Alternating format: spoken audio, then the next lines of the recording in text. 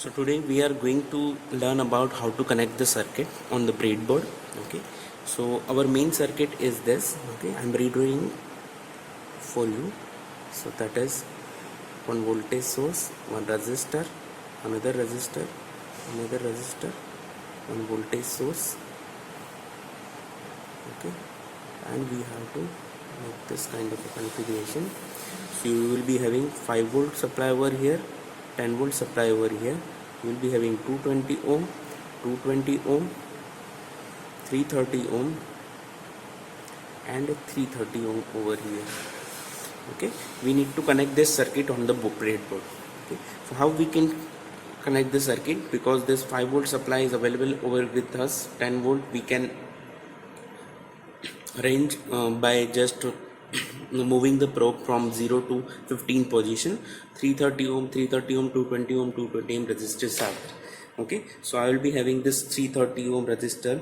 Okay, this two numbers of 330 ohm resistor and two numbers of this 220 ohm resistor and two numbers of 330 ohm resistor. Okay, so for finding out this, we need, what we have to do, we first we need to check what are the values of this resistors. So what I will, so we will check the value of resistors. Okay, so I'm taking with the help of multimeter. So I'm just taking this. Okay, so it is showing 325 point 325 point. Okay, so it is 330 ohm resistor. So I'm putting back to over here. This is 330 ohm resistor. So this one is your 330 ohm resistor. Same resistor we are getting over here also. So this 330 ohm resistor.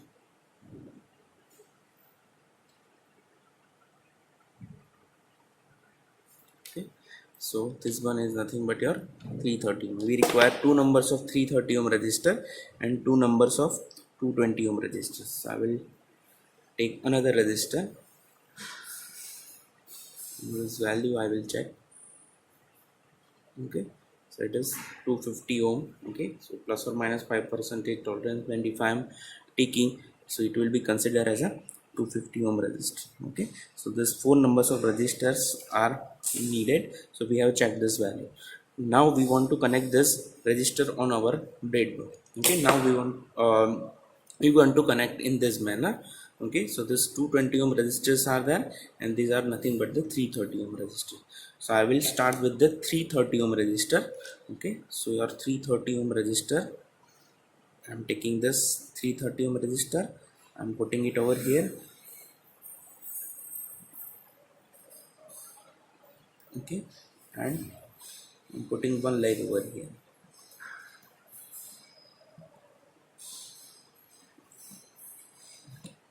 So this is your 330 ohm resistor. Okay, just zooming it for you so you can get the better idea about how we have connected. Okay, we have connected in this and in this.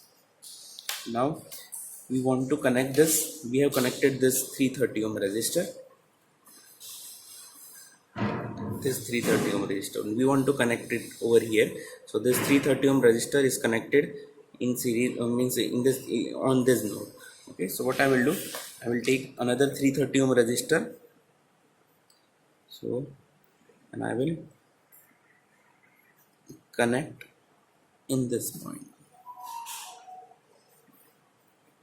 or okay, or what I will do, I will take one wire.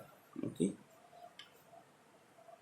this wire or the connecting wire I'm taking over here and I will put it over here.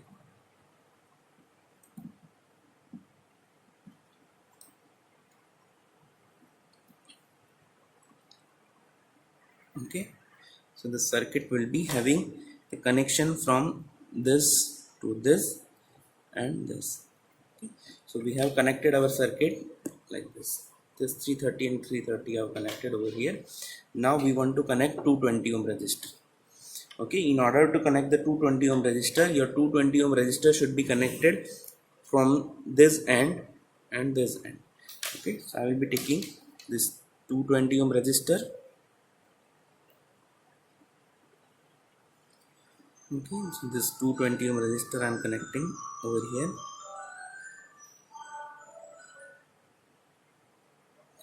This in this way, zooming it for you. We have connected in the same line over here as well as over here. Okay, now I will take the another 220 ohm resistor. So on circuit 220 ohm have connected. Now we want to connect this 220 ohm resistor. So this 220 ohm resistor I am connecting over here. So I'm zooming it.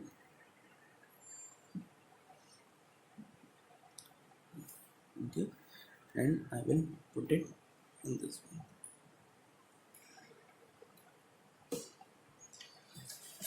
Okay, so this is over, this is over. Okay, but this leg is should be connected at the 220 ohm resistor. Okay, what does that mean? We have to either take one extra wire from over here, or we can connect this particular resistor over here. So what I will do, I will make this arrangement. This we have connected. Okay, and the same wire I am taking to connect the resistor over here. Okay, so this will be like this. Okay, you can use the two wire also, but instead of using two wires I'll be using this connection.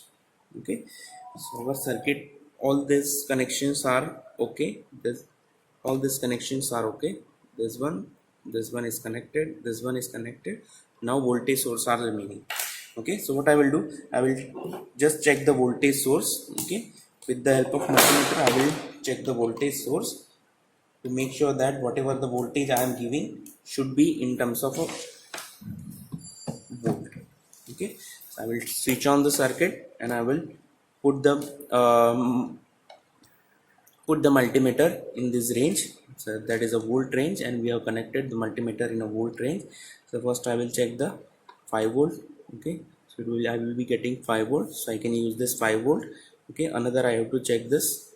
Okay, right now it is 15, so I'm just adjusting it to 10 volt.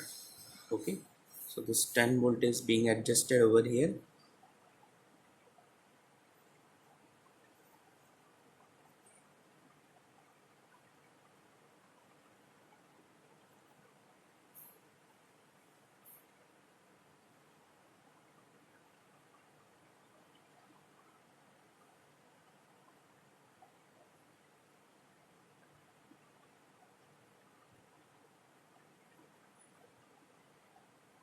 Right now I'm using it with some hand, that's why it is the errors are there. Okay,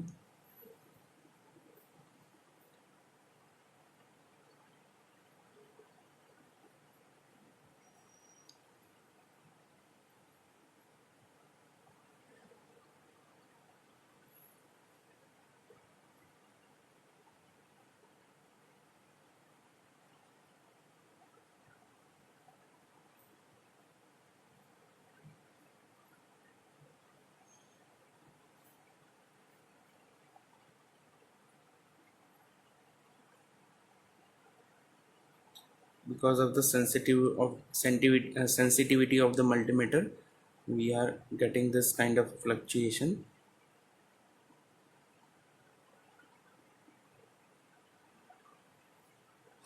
Okay, so this 10 volt is adjusted. Okay, I'm just switching off the circuit. Okay, now we have to give the 5 volt supply over here. Okay, so as you can see, there is 330 ohm resistor, and this junction should be given 5 volt, and this junction should be given 10 volt. So what I will do, I will take the crocodile pin. Okay, so this 5 volt supply I will be giving at this terminal. Okay, so I am taking this wire.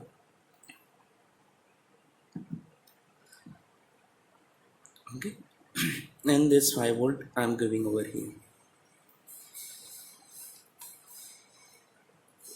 Okay, now I have to give the 15 volt supply, just zooming it for you. So this 5 volt we have given in the same line.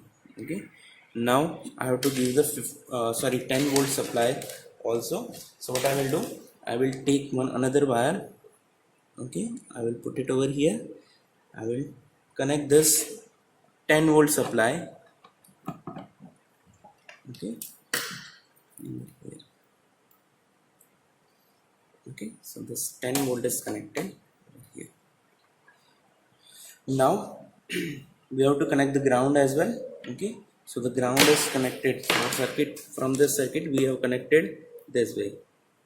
Okay, so this 10 volt ground and 15 volt common are already common. So what we have to do, we have to take the common of this point to this. Okay, I'm redoing the circuit.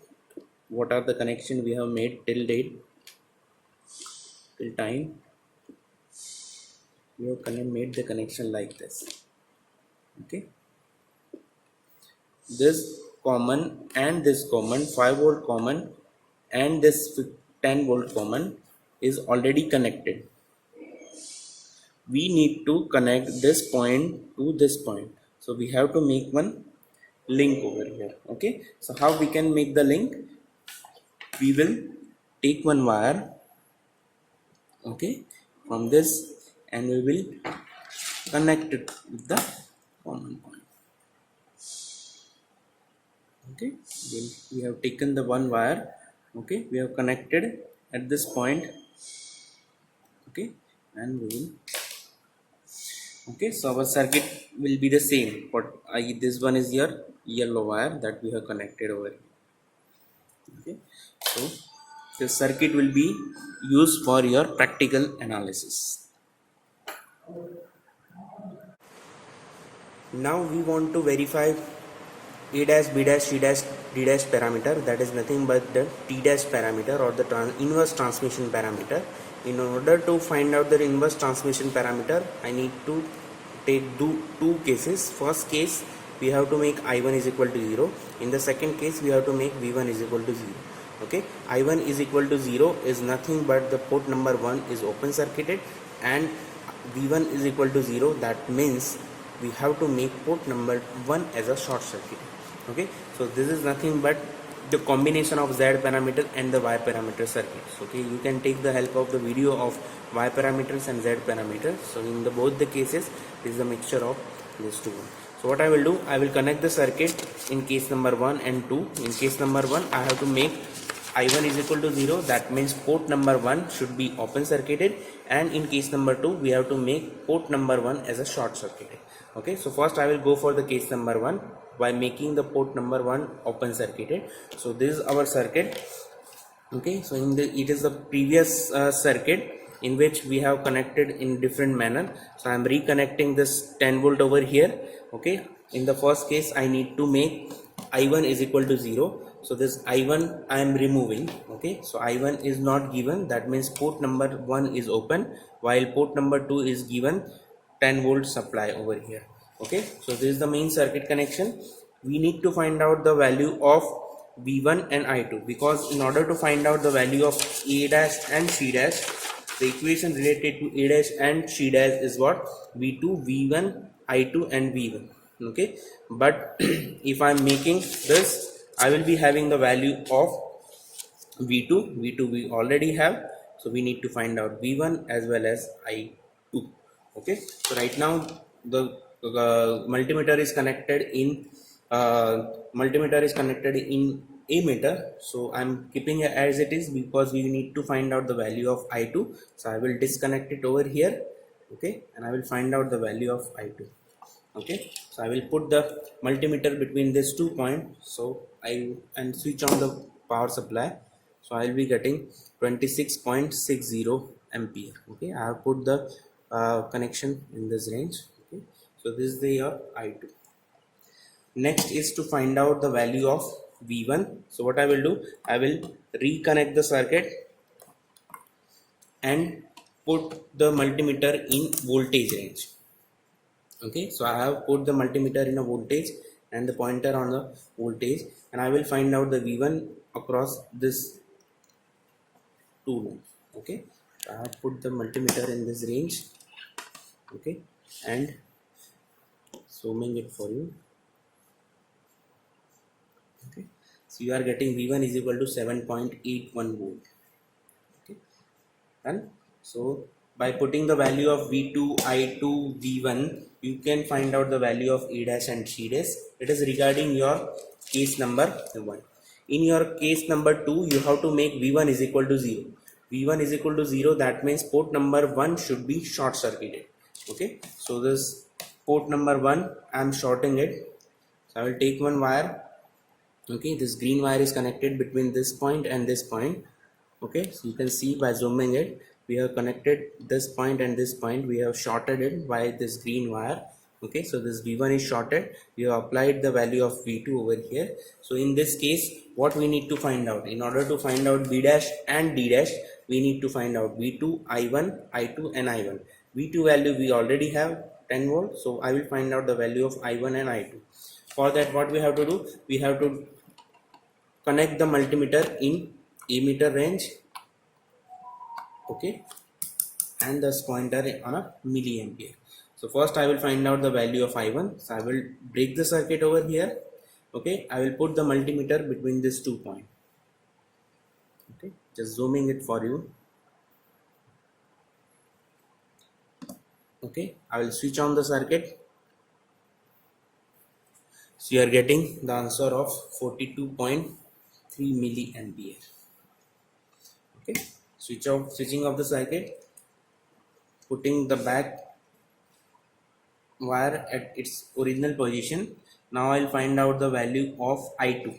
In order to find out I2, I will disconnect this circuit. Okay, and I will put the ammeter between these two.